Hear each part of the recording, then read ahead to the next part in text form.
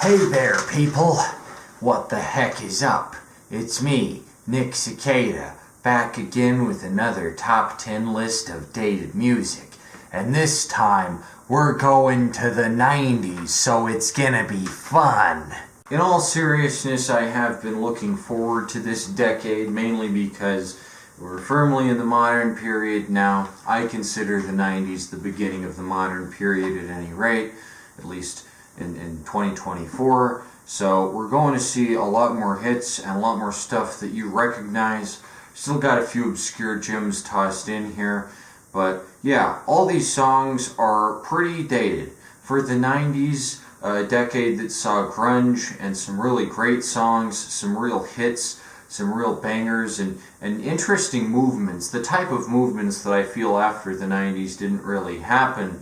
The 90s also had a lot of dated trash. But unlike with the 80s, where for the most part the dated factor comes from the aesthetic, the 90s were defined by a sort of nihilistic edginess that results in some extremely offensive subject material in the lyrics. So, just content warning, some of this stuff gets pretty gross and insufferable.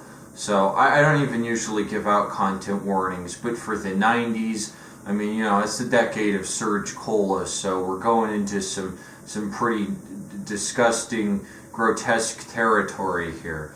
Anyway, let's talk about the 90s and the dated slop music that came out of them, shall we?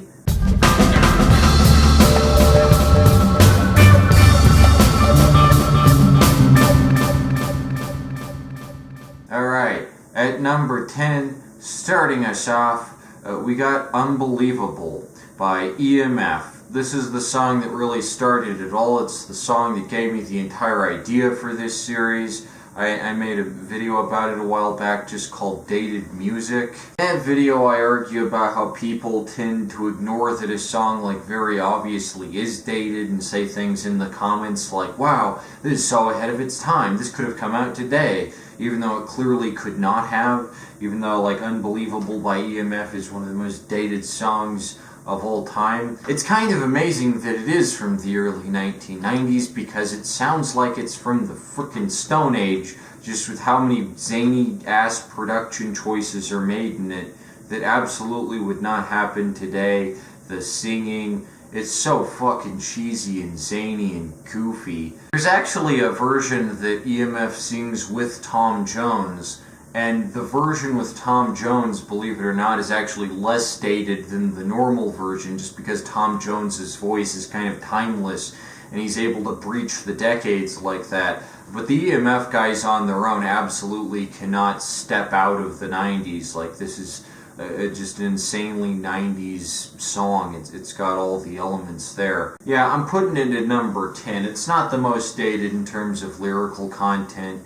The subject matter of a guy dissing a girl, not even offensively, just lightly roasting her, oh, you liar, hee hee, tee hee. It's just kind of Sweetums nonsense, but the production style is undeniably 90s. I'm only putting it at 10 though because it is a bop, and I do like popping it on every now and again, and listening to this wacky artifact from a time period that simply no longer exists. It's a very unique piece of music, and I think stuff like it doesn't exist anymore, and we should cherish and appreciate it in that regard, but it's absolutely dated, so I figured it deserved a mention on the list. Okay, at number 9, we have a big hit.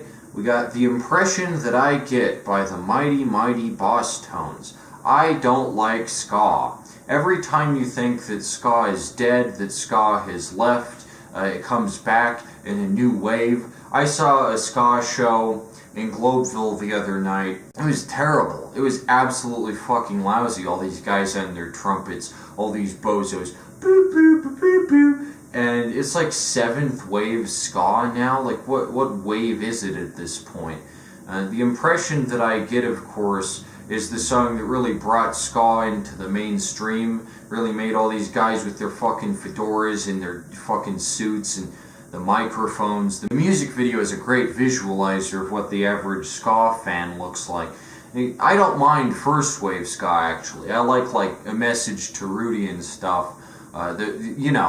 Original ska that was created by black people. But then when cultural appropriation gets a hold of it, it just becomes this watered down shit. I can't take ska any more seriously than I can take polka. It's just inherently goofy ass music, and especially how the lead singer the entire time on the impression that I get feels like he's taking a big dump. Have you ever felt like that? So yeah, there's the constipated vocals, there's the fucking circus clown horns going on in the background, there's the really awful percussion section. Everything about this song just screams try hard. And you might say, oh well, it's not dated because ska is still around, but really, the ska revivalists are the same as the pop-punk revivalists. These are movements of music that no longer have a place in our society, and we should leave them behind. We should just consign them to the past and say, ska is done. It had its moment, but it blew it because it wasn't good, and you're just not going to hear good music from a bunch of fucking elitists here in America trying to impersonate Afro-Caribbean music. It's not going to sound good, and it's embarrassing, and we should just stop at this point. It's cultural appropriation at its finest, and the Mighty Mighty Boss Tones are just the greatest example of that. It's just really dated music from a bygone time period that, in all honesty, I do think we've left behind in so many ways. I don't see this becoming a big hit nowadays. It might be a little nostalgic for people, but if it came out nowadays, it wouldn't be that big a hit. It'd be seen more as a novelty. Okay, at number 8, we got All the Small Things by Blink-182. This list is probably a little more controversial than my 80s or 70s list because I'm really just going after all the big hits here, but there were a lot of annoying big hits in the 90s, and All the Small Things is no exception. The vocals on here are crap, the melody is insufferable, but especially the vocals. All the small things is so fucking high-pitched and syrupy, and Blink-182 says that what they were trying to do with this song was create something catchy. I guess this is catchy in the same way that a Beatles song is catchy. Not catchy at all, drowsy and boring, and it sounds like a fucking NyQuil advertisement. Also, the music video is supposed to parodize the Backstreet Boys and NSYNC, right? Blink-182 are we're the indie band, we're more smart than these hyped up conglomerate boy bands, these bastards in the mainstream, we're the quirky ones, right? So the music video has all these parody moments. Really, when you get right down to it, the fun visuals of the music video are completely incongruous with the horrible, whiny indie bullshit. All the small things. And when you think about a classic Backstreet Boys track or something like Larger Than Life, you realize that the flashy aesthetic and the larger-than-life visuals of the big spaceship and the giant robot and shit, that's all just because the song is actually good and catchy and you want to dance to it. It's a little cheesy, sure, but it's not this all the small things. It's like an actual song that actually sounds nice and I enjoy listening to it. I'm gonna come right out and say it. I'm not the biggest fan of Backstreet Boys or Britney Spears or that type era of pop. I find it kind of vapid, but I find Blink-182 way more fucking vapid. Just a giant dick measuring contest where they go, oh, we're not like those other pop stars, and there's no fun to it. I'd rather listen to Oops, I Did It Again than All the Small Things. Because Britney Spears can actually fucking sing, and her chord progressions are well composed. I don't understand how Blink-182 thought they were that, different. Really, they're just the Backstreet Boys, except not fun, and there's 3 of them, and they just, sing, oh, come to our shows, and that makes us feel good. It's so corny and shitty, and I just can't stand it. I can't stand this song. I don't like it.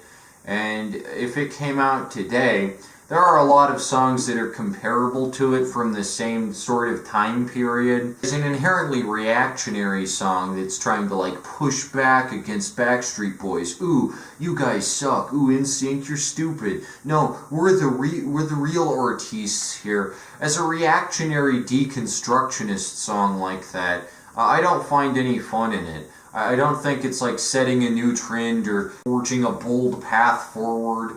And because it's dependent on a current trend of that time that in and of itself is dated, it's just even more dated because it's making a reference to something that isn't popular anymore. So it's just like, what the fuck are you talking about, Blink-182? Shut up and make your own damn music instead of just picking on everyone else.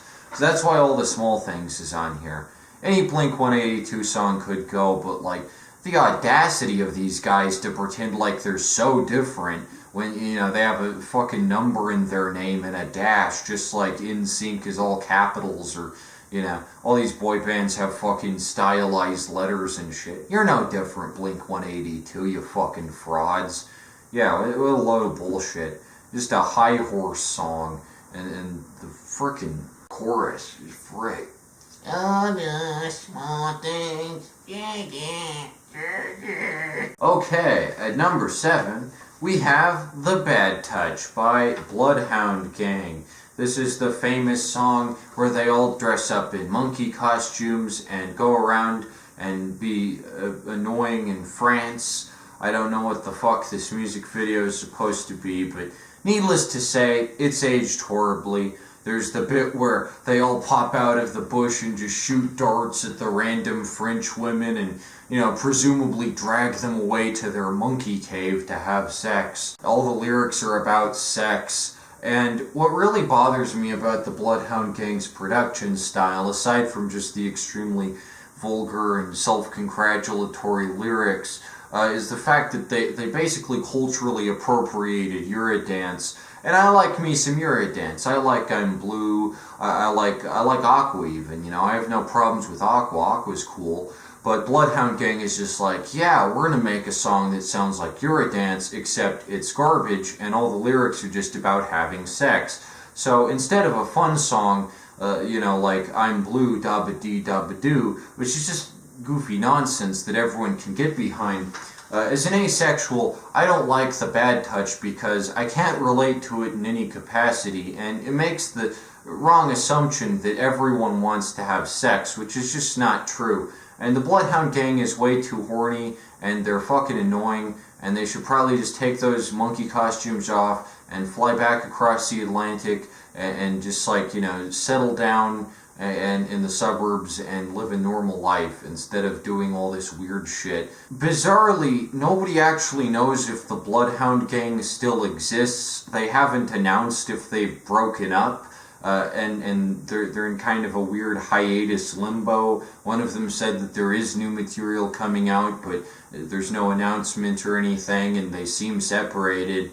But I really doubt that we're ever going to see any new material from the Bloodhound Gang. I could be wrong. Maybe the power of people's nostalgia for the fucking Bloodhound Gang is just that strong and people really want a new smash hit from this bunch.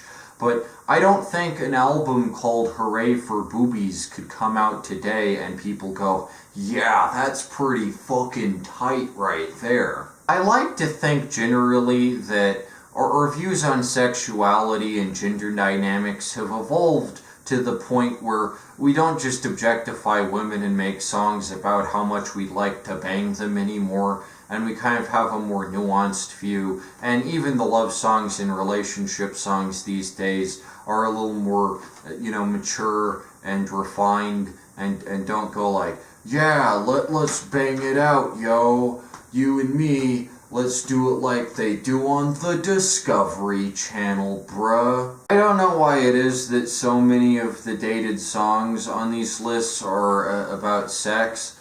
Maybe I just don't fucking understand relationships or sex. I mean, that's certainly a possibility. But, like, seriously, when you listen to this shit with the Bloodhound Gang going, oh yeah, time to bang, let's have sex. let's make intercourse, yo. Do you feel like this is up to date or modern in any capacity, or do you just kind of go, oh, cringe, and then move on with your day? Do you see that as topical or like observant? Surely there are more nuanced and refined ways of looking at sex than just, yeah, let's dress up in monkey suits and do a bunch of shenanigans and talk about how much we enjoy intercourse and sex and banging, yo. I don't know, I just don't fucking get it, but this song's dated as fuck. I mean, not just because the vocals, but also because the production style, because Eurodance isn't, like, as prominent as it once was. I mean, obviously it still is in Europe, but you wouldn't see an American group, like, try and ape its style. It's untouchable, and I'd much rather French or German people make it than this weary-eyed, fucking monkey-costumed bunch of bozos here, like, oh yeah, let's hop around and fuck about and just be a total blight on humanity. It's degrading, it's stupid, it's vapid, it's just completely empty. I don't get what type of music this is, except like music you'd play while you're having sex, and since I don't do that, you know, I don't get, like, why you wouldn't just rather listen to real music that's good no matter what you're doing and is enjoyable around the clock, you know? Like just listen to a real song. Okay, at number 6, we got Fly Away by Lenny Kravitz. I can't stand this song. In fact, I go so far as to name this song The Moment That Rock Died. This is the point at which rock stopped being taken seriously as an actual musical genre and became a ham-fisted caricature of itself, courtesy of Lenny Kravitz, who does his best Jimi Hendrix cosplay and tries to pretend like he's this machismoed out rock badass. This is a really boring song with terrible lyrics that repeat themselves non-stop. And the music video has like these fake digitally added film scratches all over it to make it look vintage or whatever. And then there's the part where like the two girls get topless in the music video, like they're in the throes of ecstasy and they're just like so vibing out to Lenny Kravitz's crappy garbage that they start stripping, and it's like, nobody's stripping for Lenny Kravitz. That just doesn't happen. You do that for Jimi Hendrix. You're not doing that for Lenny Kravitz. That's obviously just a dumb fantasy Lenny Kravitz had. Like, what if people were so into my music that they got topless for it? Nobody's getting topless for you, Lenny. Calm down. Chill out, man. Yeah, this song is really sad because there was a lot of late era rock that was actually good, like Tom Petty and Nirvana and shit, and stuff that actually tried to keep rock alive and introduce innovation to it. You know, Jeff Beck and Nick Cave and all that. There's a lot of good rock from the 80s and 90s that actually tries. And then you have Fly Away, which is just this complete embarrassment. It's just like Lenny Kravitz saw one music video with a rock star and then went, yeah, I can be that, and then put on a bunch of feathers and mascara and shit and just went to town and made this crappy one-chord power ballad that doesn't have any substance, and he's just like, I want freedom. What's that even mean? You want to fly away? Where? From what? Why? Like, so many questions that are just never answered because Lenny Kravitz can't write a song for shit. This song means nothing, and yet people, you know, getting topless to it in the crowd and like fucking head banging and going absolutely ape shit. Nobody would go ape shit for this song. What the fuck? Yeah, the music video is stupid as shit. The song is stupid. What's really sad is this is one of the last times that a rock song actually like got big, and it's so sad that it's this watered down, thinned out caricature of real rock music like Eric Clapton, Jimi Hendrix and shit that Lenny Kravitz is obviously aping and trying to pretend like it's him. Oh yeah, I'm a rock badass here. This is like the point at which people stopped taking rock seriously and they were like, 50 Cent, Snoop Dogg. These guys take music seriously. They have respect for their craft. Let's go for them. Let's start listening to more hip-hop and toss this rock shit in the dumpster because it's getting old and boring and it's full of stale cliches like this and there's no actual innovation being made to it. So Fly Away effectively killed rock. That's what it did. It just made rock look like a massive joke to serious music listeners, which I think is sad. But it is dated in that it's one of the last rock songs to really, like, get big, and that's only because it's entirely referential and just depends on you knowing who Jimi Hendrix is and looking at Lenny Kravitz and going, oh wow, he's the new Jimi Hendrix. But he wasn't, and his career went down the shitter, and now rock is dead. So thanks, Lenny. You resulted in Maroon 5 and Imagine Dragons and all this sludge music taking hold. It's all on Lenny Kravitz. Terrible song, extremely dated, awful fucking guitar chords, just like do do do do do do do do. It's so fucking repetitive, and it's the worst parts of the 90s. It's really bad. Don't listen to it. Okay, at number 5 we have another rock song. One thing I've noticed is that a lot of these dated songs tend to come from either the very beginning of a decade or the very end of a decade, and I think that's because in the middle point, the sound is kind of settled in and people understand, oh, we're in the 80s now, oh, we're in the 90s now. But at the bridge between decades, like 1971 or whatever, you're kind of still feeling the culture of the previous decade. By the end of the decade, the aesthetic of the decade is starting to wear off and wear into the next thing, so people aren't quite as sure of what the aesthetic of the decade is going to be, or what it's already been, or whatever. And that's the case with Pretty Fly for a White Guy by The Offspring off their album Americana. The subject matter of this song isn't technically dated. There are still plenty of so-called wiggas around, white guys who culturally appropriate and pretend like they're black or Hispanic or whatever. And that's been going on for decades before The Offspring and will continue to go on for decades after this video. White guys love cultural appropriation because they're kind of boring. I myself am a white guy, so I get to say that. And anyone who says that I just hate white people, yeah, we're kind of cringe. The subject of this song isn't really like dated or anything. It's very observant, and I guess this is like the only song about this type of guy, but the production is extremely dated, hence its inclusion here. Its production is arguably even more dated than unbelievable. You have things on this song that simply would not exist today.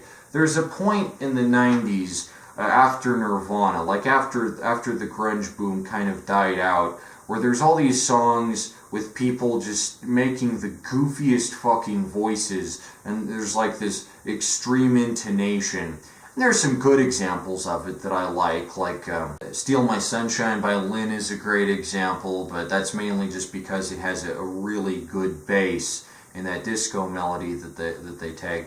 And then Lump, Presence of the United States, obviously, that has a lot of that same kind of like whacked up vocal delivery going on, where you just know that the main guy doesn't actually talk like that. Whereas in older rock, like Rolling Stones or The Who or whatever, they just talk in like, you know, relatively normal voices, but they're like singing. With these songs, it's like, it's pretty fly for a white guy. There's like 3 different separate intonations that the lead vocalist of The Offspring makes on this song, in addition to the give it to me, baby. So it's like 4 people talking at once in these cartoon sounds that just get really tiresome after a while. And you wouldn't really see that today, because I feel like auto-tune entered the industry in the 2000s and into this trend for the most part of people like manipulating their voices just by, making a goofy accent or whatever. That's not really a thing anymore. I kind of miss it. It is kind of nostalgic where every song would just have like crazy range of like, every vocalist is trying to be like 5 different people. But I find the delivery on Pretty Fly for a white guy, for one to be like really insufferable, and it's not a good example of this type of song. There are good examples of the type song where the lead vocals are delivered in this extremely goofy voice, but this isn't one of them. I don't mind leaving this in the past, and especially like the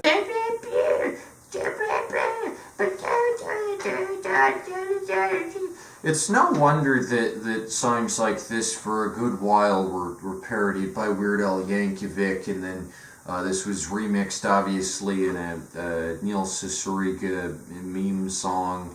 That's the last thing you want for your song, right? To be remixed by Neil Cicierega. That's where you know you fucked up. So, yeah, and I don't really get the thing in the song where it's like, in the music video, for instance, like the white guy, he like does a corny ass dance on the break dance pads, and then all the black and Hispanic guys are like, "Ooh, cringe, bruh," but then like the black and Hispanic girls are like, "Give it to me, baby." So it's like, why aren't the black and Hispanic girls offended by this blatant cultural appropriation? Do they actually find the white guy hot, or are they just like leading him on, or are they just like cruelly pretending like he's cool and like tricking him into thinking that he is? Why aren't they just honest and just go, stop doing all this, be yourself, and stop with this cringe cultural appropriation? I don't get it. I don't get why the girls are so accepting of the white guy's cringe behavior, whereas like the guys like act normal. I don't get it. This whole song is just kind of confusing like that.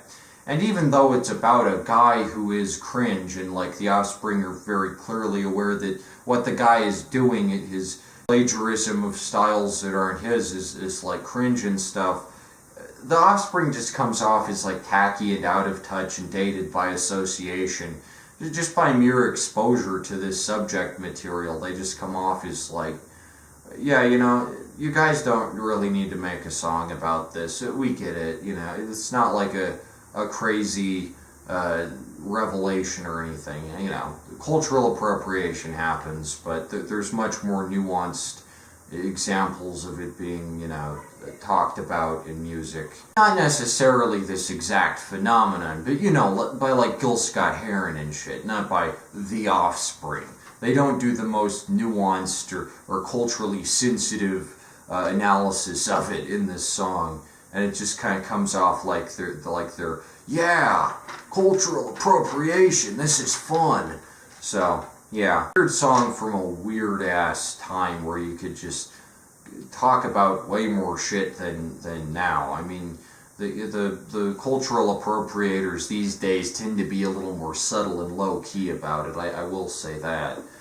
But there's probably still a white guy like this in every town in America. You just don't see him too much. He doesn't want to be accused of being the guy in this song. Yeah, this is mainly on here just because of the production. You don't hear rock songs that have like 5 different goofy shit in them.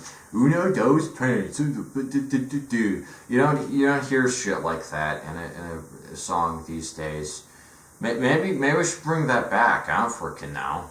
It's kind of fun. Okay, at number 4, I guarantee none of you were aware that this song exists. Love Me Cha-Cha by Jimmy Luxury and the Tommy Rome Orchestra.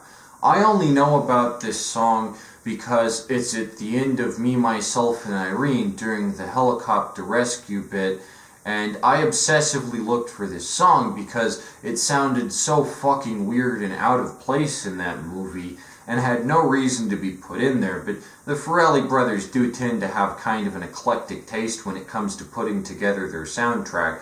There are a lot of great songs in the Farrelly brothers soundtracks, but Love Me Cha-Cha is not one of them.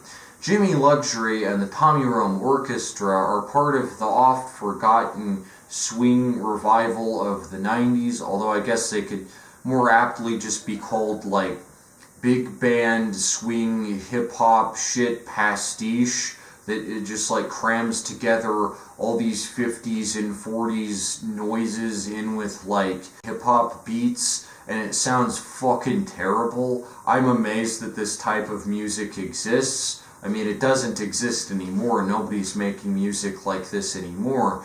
But Love Me Cha-Cha is a really terrible rap piece where Jimmy Luxury goes, I got an 18-karat diamond gold ring, and when I get a vodka with a whiskey in the limit, it begins to sting. And he tries to rap and sound cool. And he talks about Las Vegas. I love all these guys who talk about Las Vegas and pretend like they're retro, you know, because like Las Vegas is one of the very few places where like degeneracy is still acceptable in the modern age. And it hasn't like changed that much since the 40s or 50s. It's still just a complete shambles of a wreck of a money siphon and tax write-off for the state of Nevada. So all these fake gangsters, not like, you know, actual gangsters, but like fucking cartoon gangsters, or, you know, wannabe fucking Frank Sinatras. In fact, he fucking name drops Frank Sinatra in this song.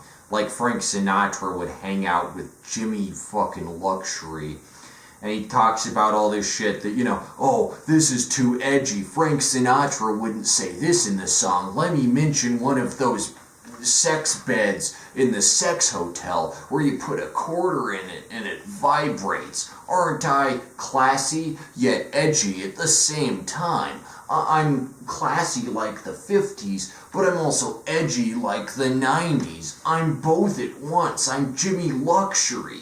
Aren't I the hip new shit? It's amazingly out of touch to hear music like this. Music that is so unaware of what an absolute farce it is. I think Jimmy Luxury actually thinks that he's cool, and that he's talking about cool shit here, without realizing that, you know, Frank Sinatra had too much decorum to mention shit like that in his songs. And actual 40s and 50s music like that from the crooner era is actually good and has like actual good compositional qualities, and nobody is going to remember Love Me Cha-Cha or put Jimmy Luxury on that pedestal next to the Dean Martin and Frank Sinatra and the Rat Pack and all that shit. It's just not going to happen. And yet Jimmy Luxury pressed on, made quite a few singles for Warner Brothers, and it's an amazing, amazing discography. If you've never heard it, I actually do recommend listening to Jimmy Luxury because it's music unlike anything that you've heard today. I guarantee that. You haven't heard music that's like big band slash hip hop slash trash like this. It's amazing. I can't recommend it enough, actually. Hella dated, hella of its time. It's the sort of music that could only possibly exist for a couple of years at the most, and how it ever made it into a big budget, actual top screen movie like Me, Myself, and Irene, that's beyond me. I don't know how Jimmy Luxury pulled that off, but it's amazing nonetheless, and great example of dated music from the 90s that people just intentionally erased from their memory with the Men in Black Neuralizer, which is, of course, a device of the decade, so, you know, topical. Okay, at number 3, we have Little Miss Can't Be Wrong by the Spin Doctors. Now, the Spin Doctors are a very pivotal band in 90s history, and history in general, because I would define them as the inception point of hipster music. I've made a video before about hipster music, and I would actually put the Spin Doctors as the first ever legit hipster band. You look at the main Spin Doctors guy with his patchy beard and his stupid curly haircut, and you go, that guy right there is a hipster, and he wouldn't look out of place in San Fran today, wandering the coffee shops, all dilapidated and ramshackle, and his mind scattered in 1,000 different places, the Lothario of the modern age. Little Miss Can't Be Wrong is a terrible song that I guess tries to sound like the 60s, but doesn't sound like the 60s because it's the same old repetitive 90s jam band nonsense that's done much better by groups like Fish or Blues Traveler. And the subject matter of the lyrics is just stupid as fuck. It's just the spin doctor going on and on about how much he hates Little Miss Can't Be Wrong. Oh, what a stupid asshat. Oh, she wants me to do my laundry and shit. She's always like, I'm right. Oh no, I'm right. And it just goes on and on like this for multiple minutes. And then they like splash paint on their guitars and they think that looks cool, but it just makes them look like kindergartners. You know, Jimi Hendrix set fire to his fucking guitar, but the spin doctors just glop them up a little, and they're like, yeah, or are we such badasses for getting messy with paint? Ooh, look, it's fucking preschool over here. We're messing around with paint. Wow, we're so artsy and different. As it turns out, this song isn't actually about a relationship where the main spin doctor guy like just shits on his girlfriend and how wrong she is. It's actually about his mom. I don't know if that's better or worse that he just refers to his mom as the bitch, but I mean, you should show your wife or girlfriend or mom more respect than that, than to just refer to them as the bitch and talk about how it's been a whole lot easier since the bitch left town. Like, I'm not against the use of the term bitch. Some people say it's misogynistic, but you know, some ladies can be bitches, some guys can be bastards. Que sera, sera. Point being, if you think any lady is so much of a bitch, or you think she's naggy or whatever, just don't fucking be with her. Even if this isn't supposed to be a relationship song, which I legitimately think it is. I think he just said it was about his mom once people started calling his shit on it, you know, and they were like, this is misogynist, and then he's like, no, wait, it's about my mom, it's not about my girlfriend. Even if it isn't, supposing it is, or whatever, I don't understand relationship songs like this that are just about how much you hate your significant other, how wrong they are all the time, how you can't agree on shit, how both of you have unrealistic expectations of each other. Again, maybe it's just because I'm aromantic, but it's the same as when, like, there's an office show about people in an office and they're just, like, miserable all the time and they hate their job, and it's like, just quit. And the same goes for a mopey song about how you hate your relationship. It's like, just break up. That's an option. You have free will, you can leave this unpleasant situation and improve your life, but you just don't, and so you just wallow in your misery like this, and I don't understand why there are so many songs about dysfunctional relationships that would just be better off going their own separate ways and need time apart, clearly. Maybe I should just become a fucking couples counselor or something.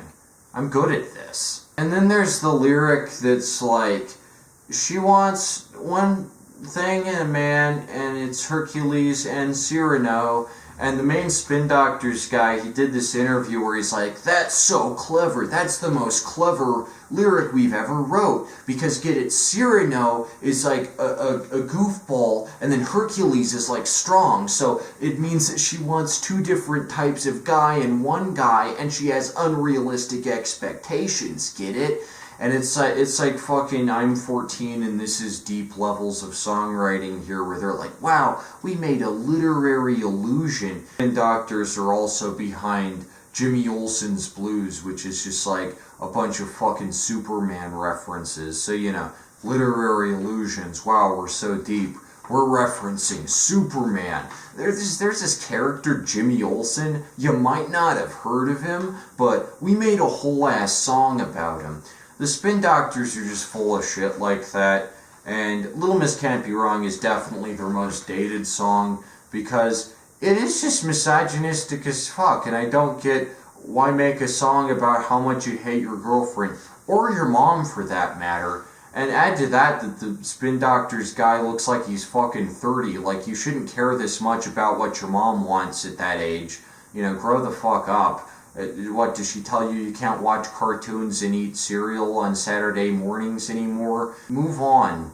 Write a song about something else, for fuck's sake. Honestly, though, there are points in this song that would be weird if they were about his mom, and I'm pretty sure this was just written about some girlfriend the main spin doctor's guy had that he didn't like, who told him what to do, was a little naggy maybe, and he was just like, "Oh, you stupid piece of shit." That's basically what this song is. He calls her Little Miss Can't Be Wrong, but he's basically just saying, "Oh, you stupid nagging whore, you piece of trash from the dumpster whence I found you, you low-level winch, get out of my sight.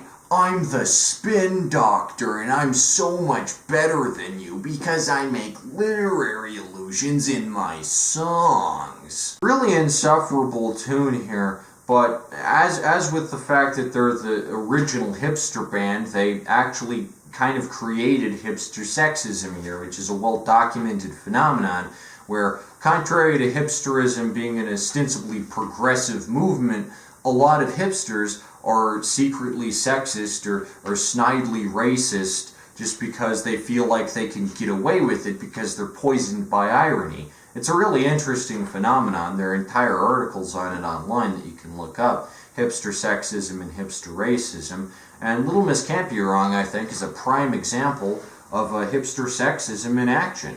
Just 4 minutes of straight-on misogyny, just shitting on some girl just because she's a little insistent, has a little agency of her own. "Oh, you stupid bitch, Little Miss Can't Be Wrong." What if she isn't wrong, What if you're wrong, spin doctor? What then, huh? Deal with it. Okay, next up, at number 2, we got Georgie Porgy by A Tribe Called Quest. You might argue with its inclusion on here because it's not technically released by them. It was scrapped and then someone leaked it, but this was supposed to be on the Low End Theory, and the instrumental was recycled for a track from Low End Theory that's completely different, has completely different lyrics. But I put this at number 2 because this is a great example of the really weird phenomenon where early hip-hop was just insanely homophobic for no clear reason, other than that a lot of the early rappers had this forced performative masculinity, being young African American guys growing up in an American culture which is inherently homophobic at that time. They felt that they had to be homophobic and posture, what rugged guys they were. And so you end up just having a lot of ugly songs that are really homophobic. But the unique thing about Georgie Porgy that drives home just how dated it is that this isn't from one of the groups who's more tough and badass and on the streets like Wu-Tang Clan or whatever. This is from A Tribe Called fucking Quest, who are seen as these soft, easygoing, laid-back, jazzy hippie types, who are fun and nice to jive to. And then they just go on this homophobic screed that is insufferable to listen to. It's wild. It's wild to listen to this shit because it's nothing else that Tribe Called Quest ever made. And, there are examples of good examinations of homosexuality and homophobia in hip hop. For instance, on Born Like This by MF Doom, there's the track Body Boys, which some people interpret as homophobic. It's more so just kind of an examination of homosexuality from MF Doom's perspective. And the fact that he's, in his supervillain persona, you expect him to be kind of insensitive about it, a bit of a rascal. It makes sense within the context of his discography.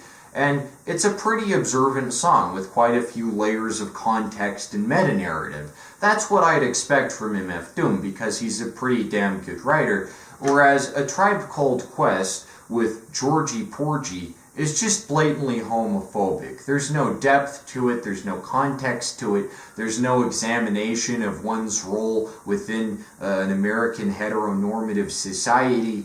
It's literally just the Tribe Called Quest guys complaining about their friend, Georgie, who they found out was gay. They're like, "Listen up, money," or should I say, honey. and they think this is really clever and like a real roast of this guy. Imagine being the friend of a Tribe Called Quest who, you've known these guys, you hang out, you were chill, and then they just make this absurd, angry rap about your sexuality, which you have no control over. And this guy isn't even like making an advance on any of Tribe Called Quest or anything. They just attack him because he's gay, and they found that out, and they're like, "You didn't tell us you were gay. I think you're just doing it as part of this trend." There's a lot of parallels between, if you look at how homosexuality was seen in the 90s, where people are like, "Oh, they're just doing it to be trendy. They're just being gay for a trend." And now with, transsexuality, where it's like, "Oh, people are just getting gender conversion therapy to be trendy. It's all just a passing fad, guys. Oh, it won't last too long." So it's interesting in that way, I guess. It serves as a document of a weird ass period in time where like this kind of thing was remotely entertained as a song. And in the song even, he's like, "Oh, you might think I'm homophobic, but really, I'm just attacking my friend based on his innate sexuality that he was born with." And it's like, yeah, you are just homophobic. That's actually just what homophobia is. It's not any more complex than that. This is a lyric in the song, I kid you not. He's like, "It's Adam and Eve, not Adam and Steve." Like, are you guys fucking memeing? This is a horrible song. Luckily, it wasn't put on the Low End Theory because someone in the studio apparently had like some modicum of decency and was like, "Don't put this in the album, guys. It'll make you look stupid and poorly informed and like insensitive." And they were like, "Okay, we were just going to take a massive piss all over our friend and sever that friendship forever, but we want to make more money, so we'll cut this from the album and re-record some bars over it." But just the fact that, a Tribe Called Quest ever thought this would be good news for anyone, or was like an acceptable song to put on an album, just kind of goes to show what a weird and wacky ass time the 90s was, and what the general like sentiment towards homosexuality was at the time. And I can only imagine how Georgie felt. Like, you have these rap guys just shitting on you in a song for no reason, just because you're gay, and it's not even like you're into any of them or anything. You don't even care about like pursuing a romantic relationship with them, but they just don't like you because of who you are, and they don't want to be your friend anymore. That's so shit. That's so shit. This is such a shit song.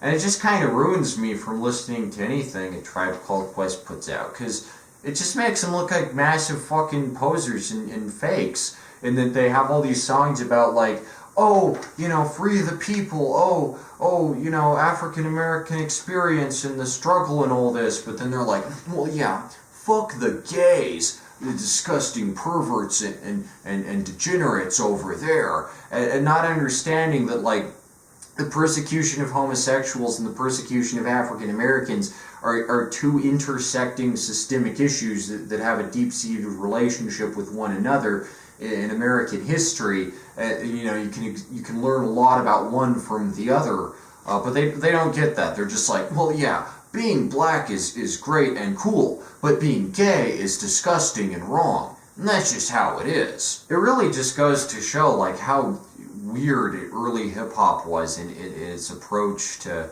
homosexuality. And it's good to know now that like with figures like Lil Nas X and everything, that's gone down, and hip-hop is much gayer nowadays, and you can be a gay-ass rapper out there, gaying it up with the rap. But back in the 90s, it was a whole different time. It was fucking weird.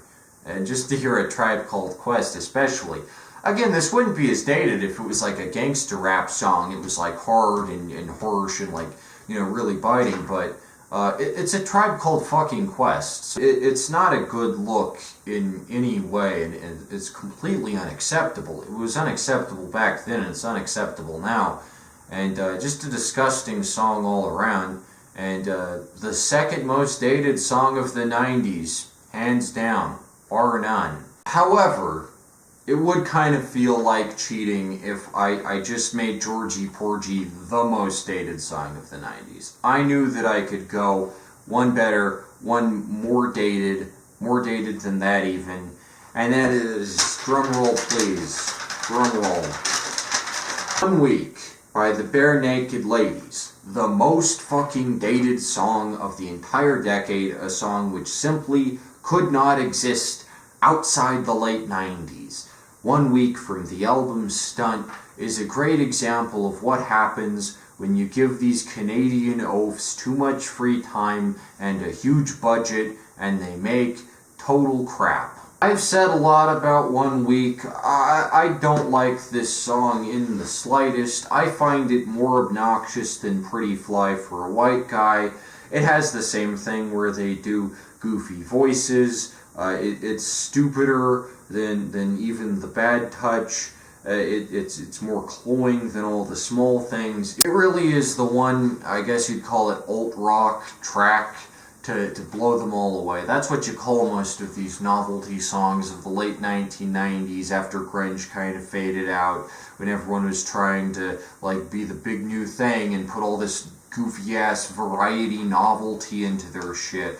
Before the 2000s kind of made the state of rock uniform with pop punk, you just had all this like, oh, we're going to make 5 different voices and 20 different instruments, and we'll have like a solo in the middle, and all this shit. It was just the age of gimmicks. Every band and every song had a separate fucking gimmick. And 1 Week is probably the most egregious example of that. And the Bare Naked Ladies, of course, are also known for writing and performing the theme song to my favorite sitcom ever, The Big Bang Theory. Just kidding, I hate it. It's fucking shit. Maybe the worst sitcom ever made. Before they did that, they made other trash music. 1 Week is a song with no redeeming qualities that sounds like shit. And it also was put in the Neil Sisterica meme album because it's just that bad and has so many qualities that just make it a giant fucking flagrant meme that everyone can roast upon and dunk. 1 Week is perhaps most known for that bit where they rap, but it's not real rap. I've said this in the past. I've made a point to notice this. It's not real rap. And it's done about as well as a bunch of tacky suburban Canadians can do it. So in that way, it's actually cultural appropriation as opposed to Pretty Fly for a White Guy, which is just about cultural appropriation. This is the shittiest white rapping you'll ever hear, and they sing it. There's like a melody to it, a very distinct melody to it, so it's not even real rapping, it's just like fast singing, but they use that as a gimmick. And then the music video is so freaking boring. For whatever reason, a lot of the music videos in the late 90s and early 2000s were always filmed in the suburbs. It was just the time period of the suburbs, I guess, where everyone just thought driving around their boring-ass McMansion cul-de-sac was interesting. And the only music video that does that correctly, of course, is Smash Mouth's fucking All-Star. But 1 Week is no All-Star. And it's really terrible. You got the lyric that references the Harrison Ford movie that nobody remembers or cares about. You got the frickin' Burt Camford's got the mad hits. Ooh, look at us, we're so fucking quirked up. Oh, we like Burt Camford. I like Burt Camford, okay? But just the fact that the Bare Naked Ladies references shit, it makes me not want to listen to a Swingin' Safari anymore. And then you got, oh, Sailor Moon's got the boom anime babes. Make me think the wrong thing. What's the wrong thing, Bare Naked Ladies, huh? Are you a bunch of fucking perverts? Oh, we like anime. We're a bunch of weebs. I guess the Bare Naked Ladies are ahead of their time on that front. They invented weebism with this song, but other than that, this song's dated as fuck. The production value's all 90s. The shitty rapping is as 90s as it fucking gets. In many ways, this is the exemplary poster child of the whole alt-rock thing that was going on at that time. Everyone wanted to be crazy and different, and none of them actually were crazy or different. Except Smash Mouth. Smash Mouth is fucking Kino. 1 Week is like All-Star if it was terrible and had none of the charisma or charm or the structure. It's basically the anti-All-Star. Yeah, I guess that's a good way of putting it. It's like if All-Star and 1 Week had like a fight, it would like destroy the universe, right? Matter and antimatter. That's what it's like. 1 Week's terrible, and it's just the bare naked ladies going, I'm so quirked up. I'm such a quirky Canadian boy. Oh, you know our relationship? How we fight a bunch? Yeah, this song is also about a dysfunctional relationship. Go figure. It's been 1 week since you looked at me. Sorry, living room. God, I get fucking sick of this shit. I'm so tired after listening to all this corny-ass novelty garbage. I feel pretty damn confident in saying that 1 Week is, hands down, the most dated song of the 90s. Try and find a song from after 1999 that sounds remotely like 1 Week. You can't do it.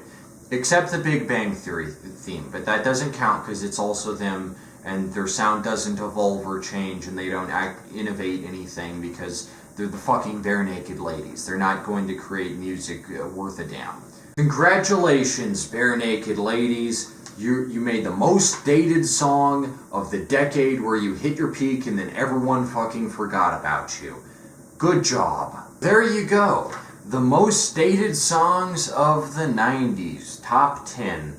I probably missed a couple, or there's a really gimmicky trash song that I forgot about. There's so many of them with the 90s. The 90s are just a bucket of fun variety, and the only actual movement worth caring about is grunge, because Nirvana never ages. It's actually some of the best aged music of all time, not dated at all. But there's a lot of crap from the 90s too, and I find the 90s particularly insipid.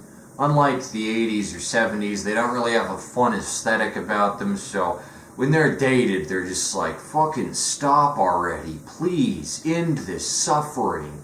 This list was also a lot more fun to go through, because I enjoy listening to trash, and there was a lot of trash on this list, so I had a fun time. Next up, we're heading right into the 2000s, baby, so I'll catch you then, and until next time, I've been Nick Cicada. If you think there's any songs that I should cover, leave them down in the comments below. I'm gonna go make some food and eat and forget about all this and use the Men in Black neuralizer on myself. And until next time, sayonara, suckers. Remember to guzzle that fucking Surge Cola and get bodacious like there's no tomorrow.